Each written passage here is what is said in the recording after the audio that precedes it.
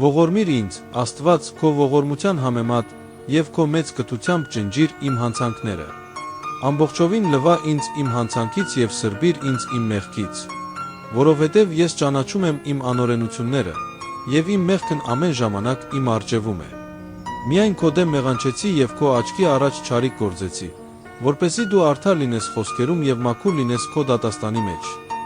Ահա ես ծնվեցի անօրենությամբ, և իմ մայրն ինձ մեղքով հղացավ, ահա, դու փափագում ես ճշմարտությունը սրտում և ծածուկ տեղում իմաստություն կսովորեցնես ինձ։ Մաքրիր ինձ զոպայով, և ես մաքուր կլինեմ, լվա ինձ, և ես ձյունից սպիտակ կլինեմ։ Ցնծություն և ուրախություն լսել տուր ինձ, թող ցնծան այն ոսկորները, որոնք կոտրատեցիր։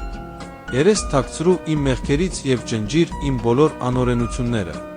Մաքուր սիրտ ստեղծիր իմ մեջ, ով Աստված, և ուղիղ հոգի նորոգիր իմ ներսում։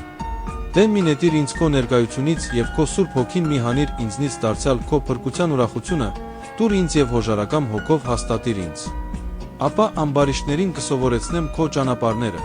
և մեղավորները կվերադառնան քեզ։ Փրկիր ինձ արյունապարտությունից, ով Աստված, իմ փրկության Աստված, և իմ լեզուն կփառաբանի քո արդարությունը։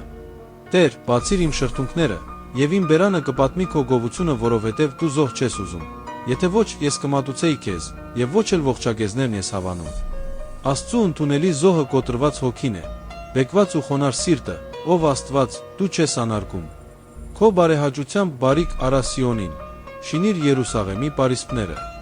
Այն ժամանակ քեզ հաճելի կլինեն արդարության զոհերը, ողջակեզներն ու ամբողջովին այրված զոհերը։ Այն ժամանակ ցլիկներ կմատուցեն քո զոհասեղանի վրա։